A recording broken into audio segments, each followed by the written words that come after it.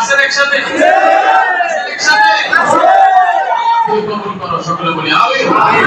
গত রবিবারে আমরা একটা মাদ্রাসা রবিবারে জিকির মাহফিল করছি। গত রবিবারে মানুষ ছিল সেখানে? আবার শোনেন, আগামী মঙ্গলবার সেই মাদ্রাসাতেই আপনাদের আবার দাওয়াত। আগামীকাল সোমবার না, পরের দিন কি মঙ্গলবার, একদিন মাত্র মাঝখানে।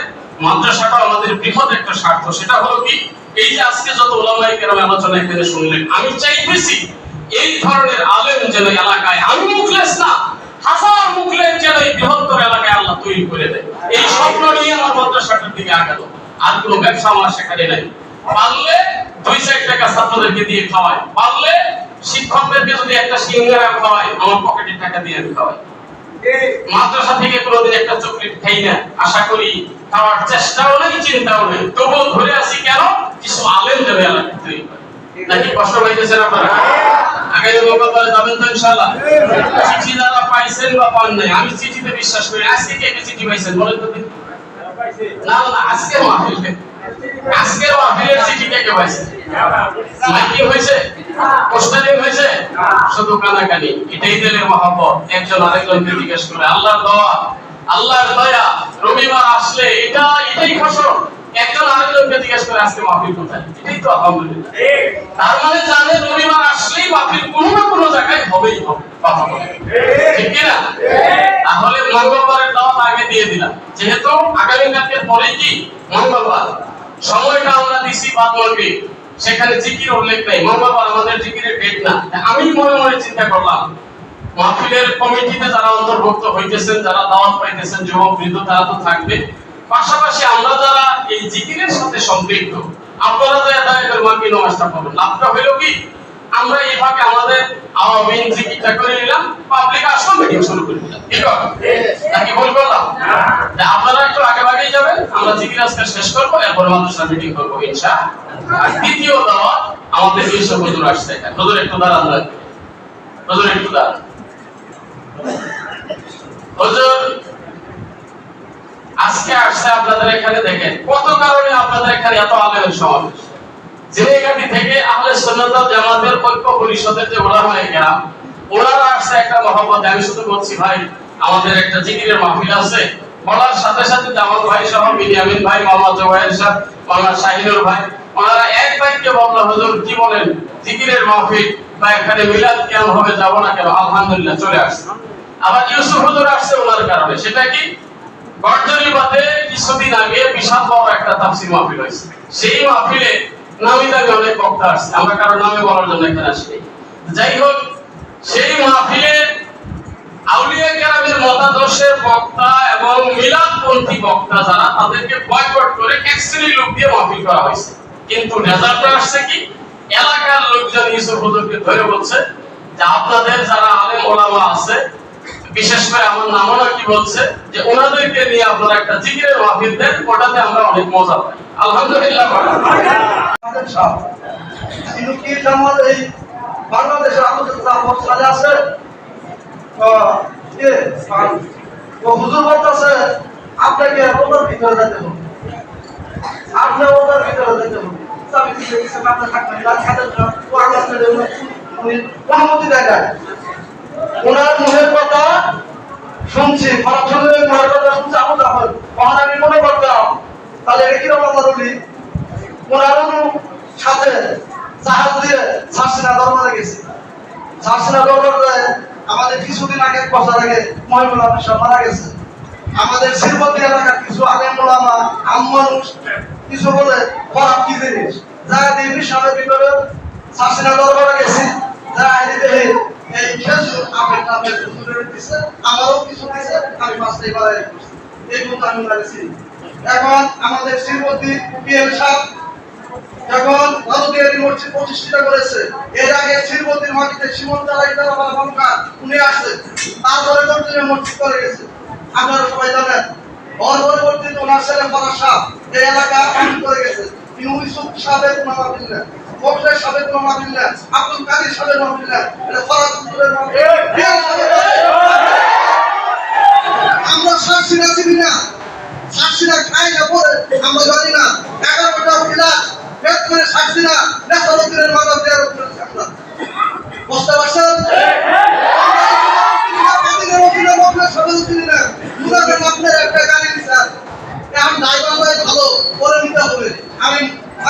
যেতে পারি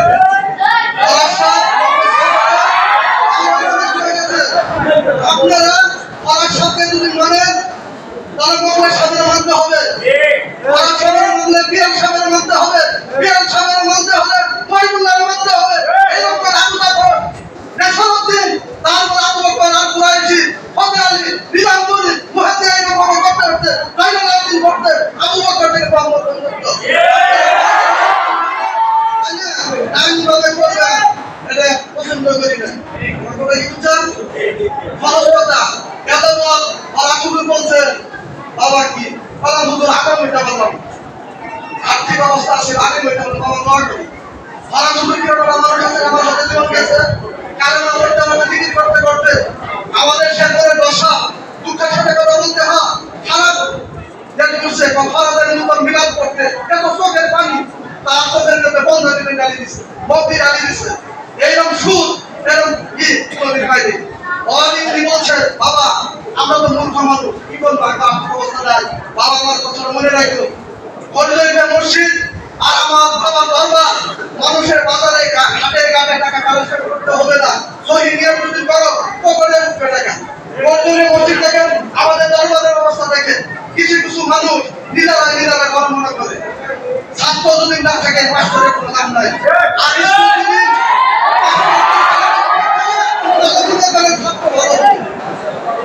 এই বলে আমার কথা শেষ করলাম কথার মধ্যে যদি ভুল হয় আপনারা আপনি মাফ করে দেবেন কেউ পক্ষে না আমরা সারা সুযোগের সিরিয়াল সবাই আমরা কি বুঝছেন আপনার মেরে কথার মধ্যে যদি ভুল হয় আমার মাফ করে দেবেন আমার ছেলে অসুস্থ করা করবেন আমার জন্য যতদিন বাকি দিন আছে শাসিনা দরবার তামাকুল ফারাতুলের বাড়ি আমরা খেদমত করে পারি আমরা সবাই যাও চোখ করে বুঝলেন আমার করে আসসালামু আলাইকুম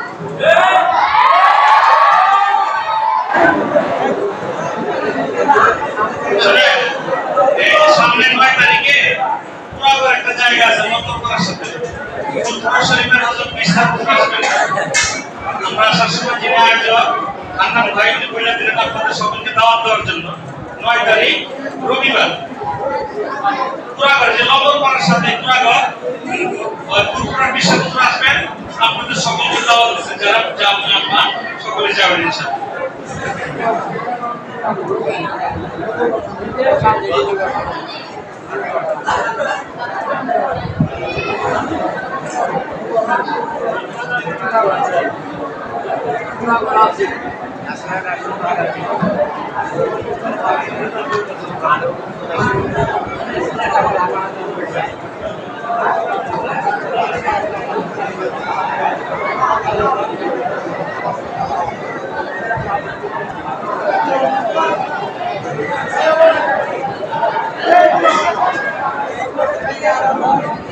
আসসালামু আলাইকুম ওয়া রাহমাতুল্লাহি ওয়া বারাকাতুহু এই ছোট ভাই কথা বলতে হবে না শেষ করতে যদি ডিস্টার্ব করেন তাহলে সব শেষ আর বাহিরে যারা আছেন আমরা একটু এদিকে সবের জায়গা আছে একটু সামনে দিকে যাবি আমরা একটু বারান্দার ভিতরে ঢুকে নেন আচ্ছা করব আর ভাই যারা বারান্দায় দাঁড়িয়ে আছেন ভিতরে ঢুকবো আমরা একটু সামনের দিকে জায়গা আছে একটু সামনের দিকে একটু সামনের দিকে একটু সামনে বারান্দায় যারা আছে ভিতরে ঢুকে যে একটু করে সামনে আসে এই ছোট ভাই এই তোমার দিকে একটু পশ্চিম দিকে এই বারান্দা এই নিচে এদিকে যারা একটু পশ্চিম দিকে বারান্দা যারা আছে ভিতরে ঢুকে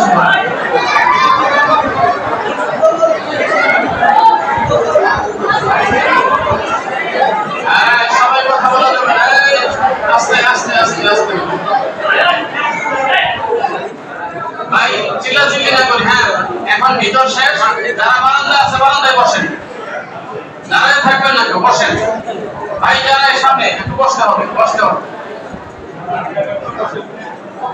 হাদিস শরীফে আসছে ইন্নামাল আমালু বিল খাওয়াতিন শেষ ভালো যার সব ভালো কথাটা কি আমরা মানি কার কথা নবীজির কথা ভাই আমরা একটু বসি না হাঁটাচলা করা যাবে না 2 মিনিটের জন্য বসতে হবে আদি সাহেব বসেন একটু বসেন এলোমেলো করা যাবে না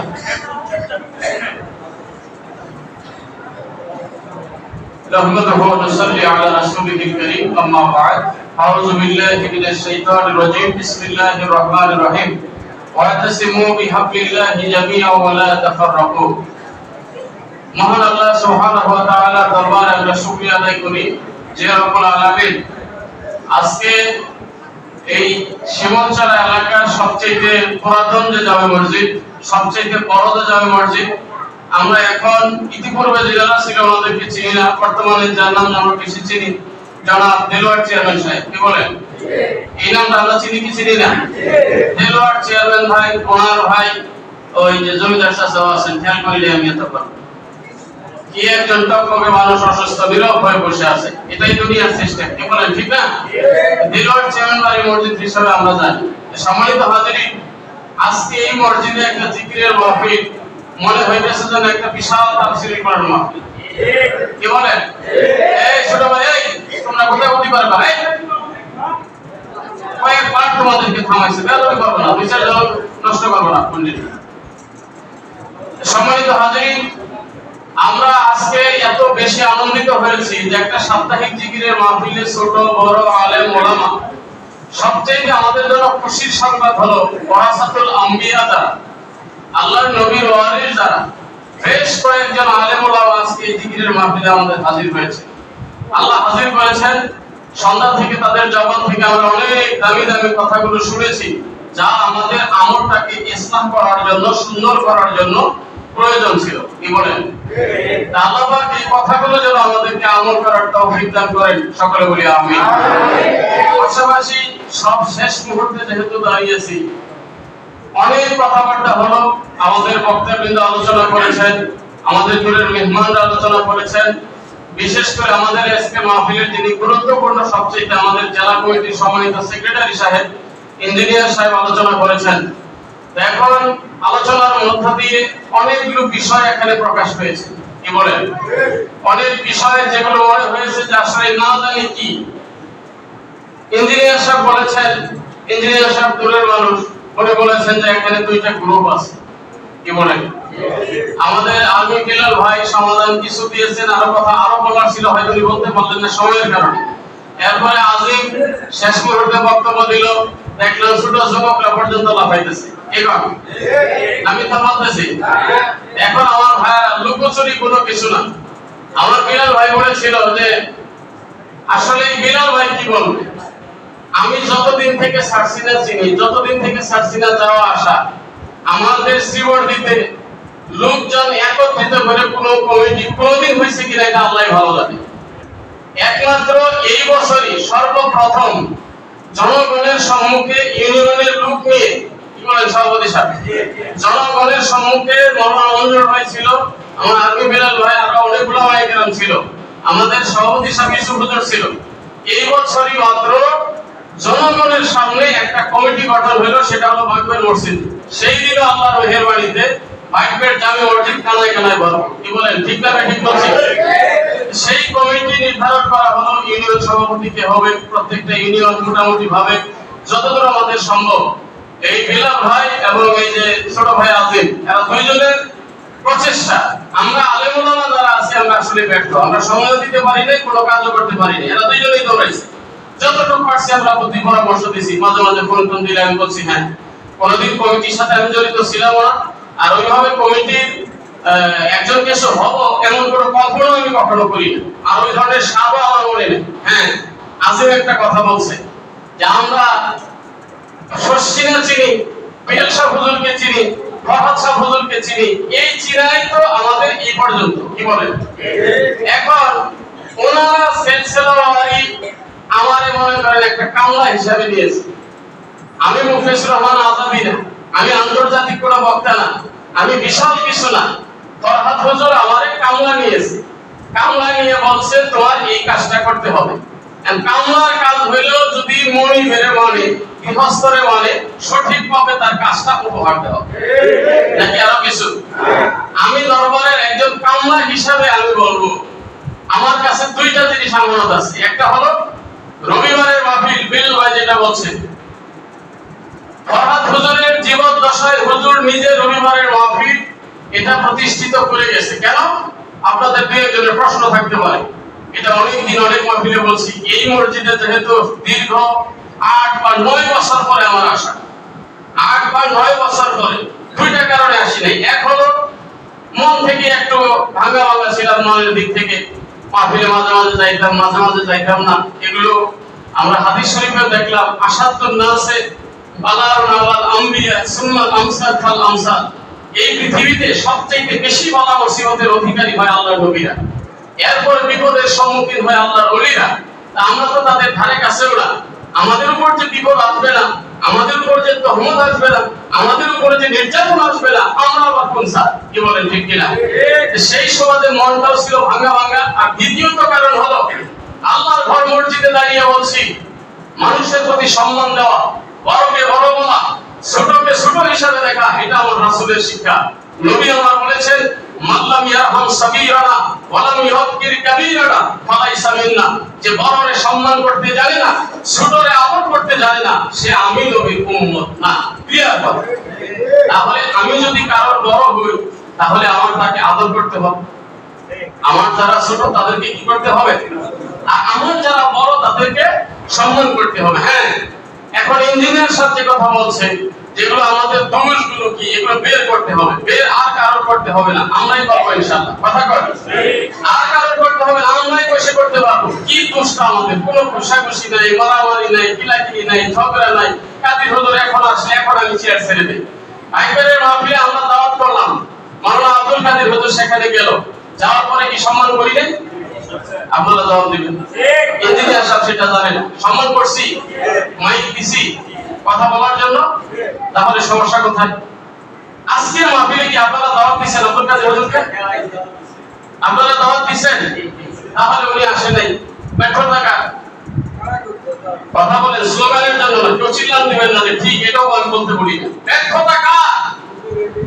ওনার মসজিদ, উনি এই মসজিদের প্রতি, উনি আমাদেরকে দাওয়াত দিবে। গত বৃহস্পতিবারে যখন এখানে মাহফিল হয়েছে, বিলাল আলমী ভাই হুজুরের কাছে জিজ্ঞাসা করছে, আমাকে দাওয়াত দিলেন? মাওলানা মুখলেসকে কি দাওয়াত দিয়েছেন? উনি আর জবাব দিতে পারেন। মাওলানা মুখলেসকে দাওয়াত দিয়েছেন? তখন বিলাল ভাই বলছেন কোন জবাব দেয়। পরে বললো যে আমি দেখি। এই তো বলছেন, আমরা যা উনি শোনাইছে, এখন আপনারা শোনেন। এরপরে যদি হুজুর একটু মন থেকে ভালোবাসতো, তাহলে বিলাল ভাইয়ের কথার জবাব তার জন্য একটু হলেও লোকমান হতো আমার কাছে খবরটা পৌঁছে দিতে পারতো যে মুখলেস তুমি আসো। হ্যাঁ, আমি কি জবাব দেই?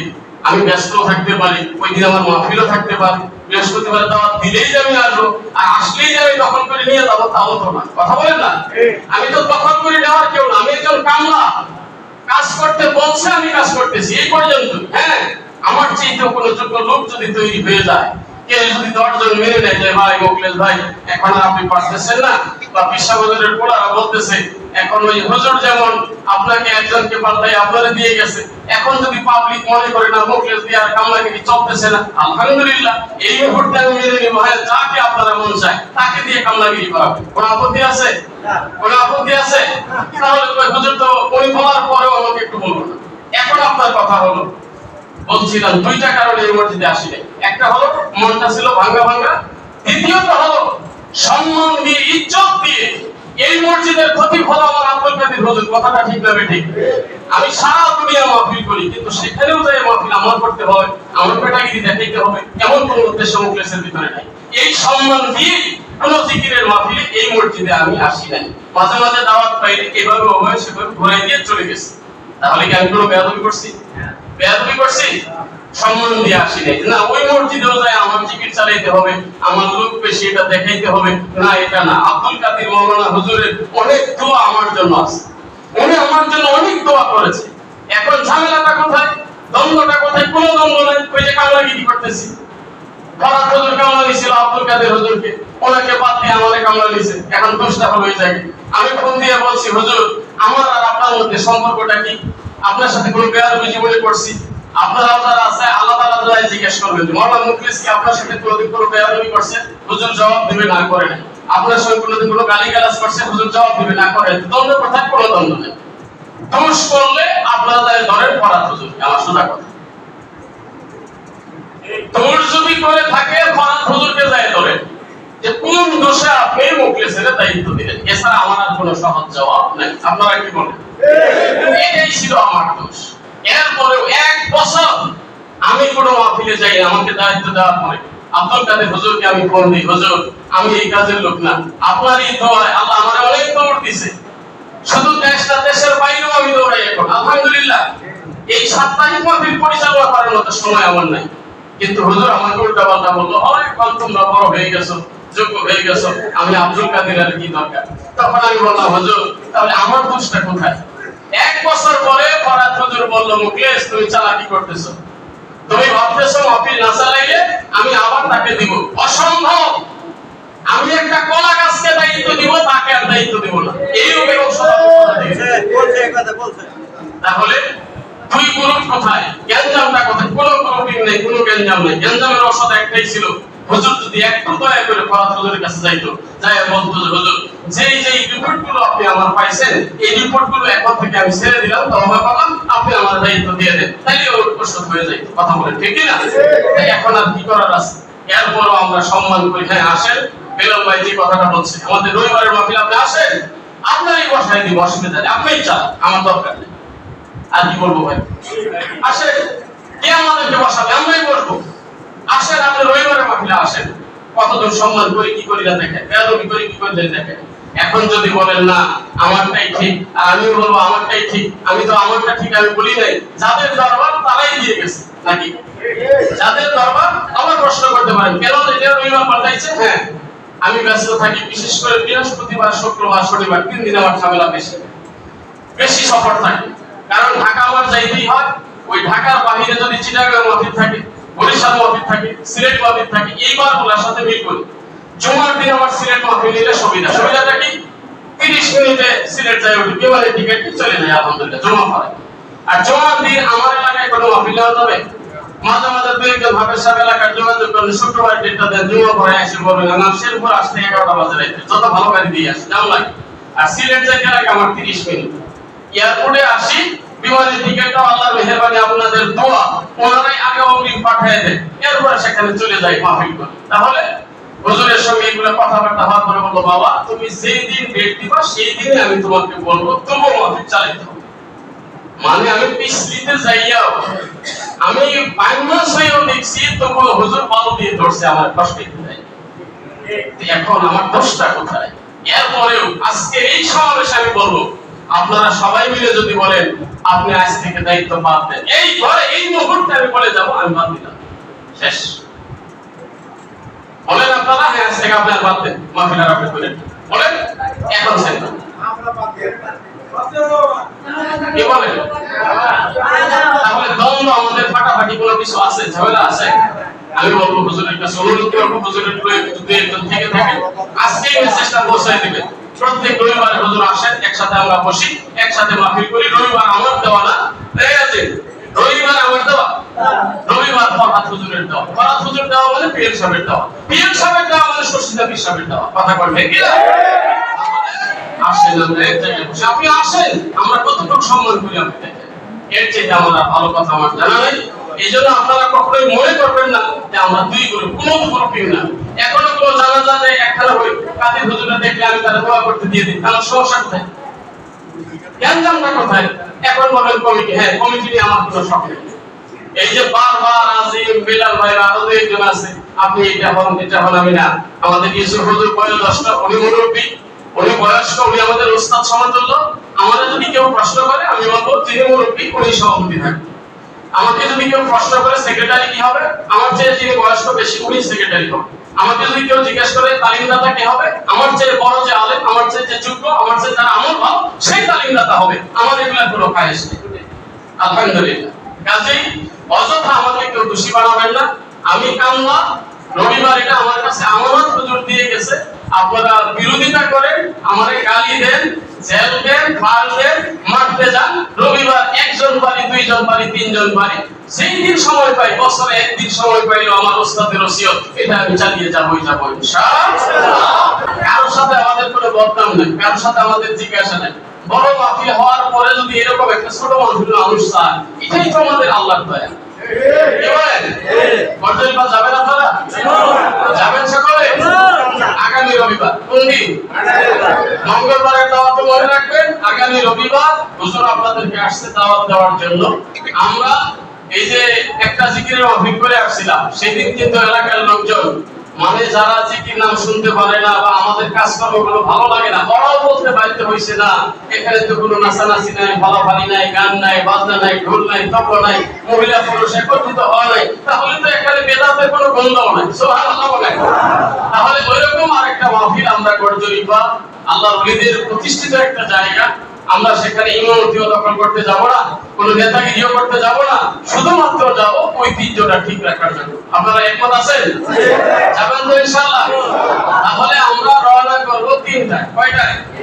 3টার সময় আমরা রওনা করব ইনশাআল্লাহ। বাস নিয়ে যাবেন না অটো নিয়ে যাবেন? বাস থেকে রাস্তা তো অটো নিয়ে গেলে ভালো হবে, ঠিক আছে? তাহলে একজন করে হাত দেখান যে আমি একটা অটো নিব, মানে আপনি ভাড়া দিবেন না, আপনার নেতৃত্বে আপনি 8 জন লোক জোগাড় করে একটা অটো নিবেন। এরকম কয়টা হাত আমি দেখতে চাই, ইচ্ছা ইচ্ছা। আলহামদুলিল্লাহ, একজন করে বলে দিই, এটা আমাদের যিনি প্রথম দাঁড়াইছে আমাদের এই ইউনিয়ন জমিয়তে হিজবুল্লাহ সভাপতি আর বলে চাচা, ওনার দায়িত্বে একটা অটো যাবে। আলহামদুলিল্লাহ বলেন। আরেকজন মজুমর ভাই নাকি 2 জন, আরেকজন হলে এই ভিলুয়া ইউনিয়নের জমিয়তে হিজবুল্লাহ সভাপতি ওনারা বানানো। তবে শুনেন, আপনার কাছে দাবি আরেকদিন যেদিন দেখা যাবে পাঞ্জাবি জানের মোল্লা, আপনারা একমত কিনা? পরিবর্তন যখন আমাদের শুরু হয়েছে, শুরু হবে ইনশাআল্লাহ। এই পাঞ্জাবি আর আমরা তৃতীয় মাহফিলে দেখতে চাই না, ঠিক আছে? চাচা আজিম বিল্লাহ ভাই যে জায়গায় যায় আমি সাথে যাই, কেমনে পাঞ্জাবি হবে, কতটুকু ঢোলা হবে, কেমনে কি আমি দেখিয়ে দিয়ে আসছি, ঠিক আছে? আমার পাঞ্জাবি দেব? নিবেন আমার পাঞ্জাবি? আচ্ছা দিয়ে দেব। আলহামদুলিল্লাহ, আমার পাঞ্জাবি একটা দিব, আপনি নিবেন? কালকে দিয়ে দেব, ঠিক আছে? আচ্ছা কালকে আমি একটা দিয়ে দিব, আল্লাহ কবুল করুন। সকাল হলে আমি 3 জনের 3 গাড়ি পাইলাম। আর তাড়াতাড়ি দেখা আপনি একটা চাইতে আর আরেকটা কাজ